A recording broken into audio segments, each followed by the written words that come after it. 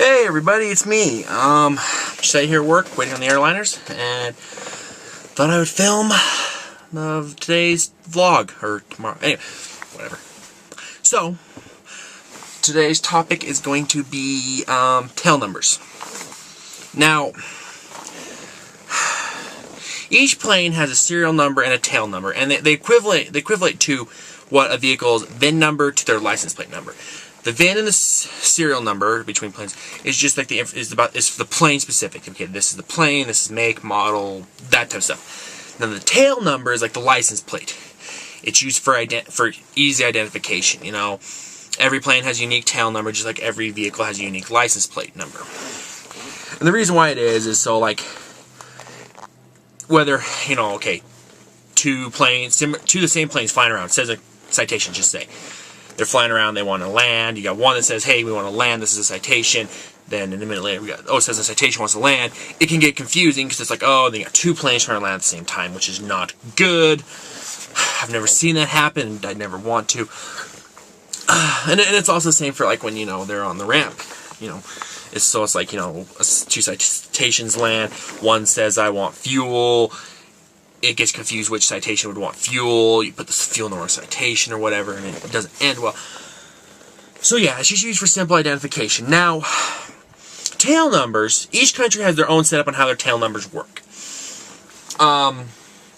In America, United States, they're often referred to as N numbers because the number starts with an N always. And I don't like to call them N numbers because we've seen some Canadian planes, and Canadian planes start with a C. So, yeah. Now, like I say, so other countries, I don't know how theirs works. I know that Canada starts with a C, and from what I can realize and notice is that they're, I think, a series of 4 letters. That might be wrong. If anyone from Canada watches and knows for sure, leave a comment down there. But anyways, so in the United States, there's an N followed by up to 6 characters. Now, it's always going to start with numbers, and if it does have letters, it'll be at the end. So you can't have, like, Delta 1 2 Foxtrot. No, it's got to be 1 2 Delta Foxtrot.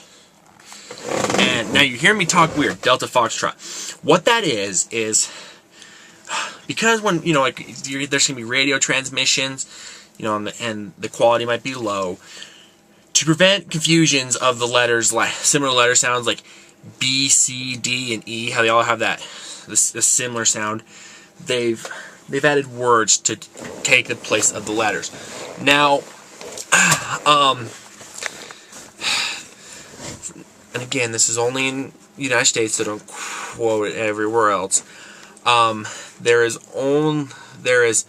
the characters 0 through 9, so 0, 1, 2, 3, 4, 5, 6, 7, 8, 9. And there's the alphabet minus I and O. Now the reason is because when it's painted on the side of the plane, I can look like a 1, O can look like a 0. So they have 0 through 9, and the alphabet minus I and O.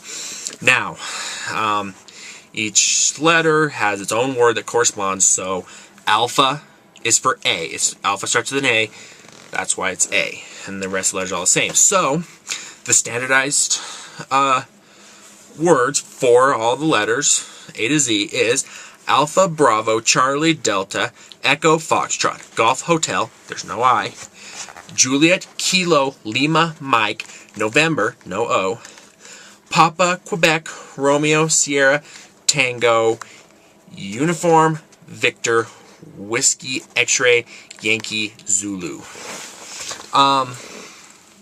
So yeah.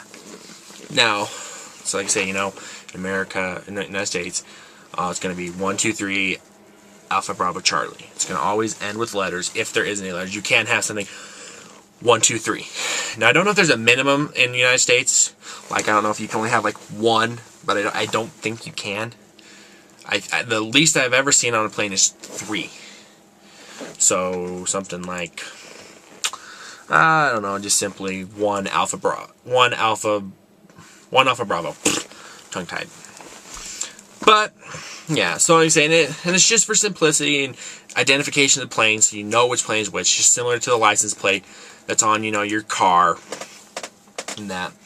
So I say, if you ever hear me talking and I start talking, I say, oh, this is, you know, something alphabet. You know what I'm talking about if I start talking with this in this alphabet. Now also, taxiways on an airport are also lettered. So if you're listening to a radio conversation, so it'll be like, okay, plane wants to come in and land, so they're going to land on a runway. So they'll tell them, okay, you're going to land on 1-4. Runways are always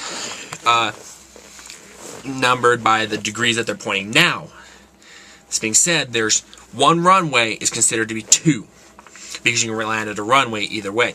And so to, you know, simplify that, one of the runway will be 1-4, the other one will be whatever the opposite is, you know, 1-4 and I don't know, 3-2, something like that.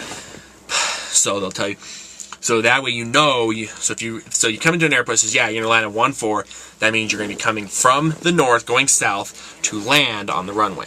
They say 3-2, you're going to be coming from the south, going north, to land on that runway, and so forth. And then they're going to tell you, so you're going to land on 1-4, taxi via Echo Delta, monitor ground to park. And what that means is you're coming from the north, going south, land on that runway there, that's 14 degrees off of north. You're going to taxiway,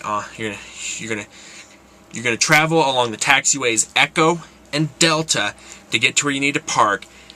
And like I say, if they're coming to us, they always say monitor ground to park. What that means is you look for someone who tells you where to park. And I mean, that's just the simple. There's more. I mean, they'll be telling them, you know, like conditions, weather, and humidity and all that too. But essentially, yeah, you're land, you know, you'll hear say, you land via 1-4, you're going to land on runway 1-4 via taxiway via Delta Echo Charlie. So you just know I need to go down this runway. And like I say, if you're flying, you're required to have, at the very least, you're supposed to have a diagram of the airport you're landing at. So you can have the little diagram out. So, you know, okay, so you're going to land here on this runway, turn here, turn there, turn there. And it also gives you the radio frequencies, because different towers have different radio frequencies and all that. But anyways, that's my video topic for today. I'm sure this video is getting kind of long, so I will talk to you guys later.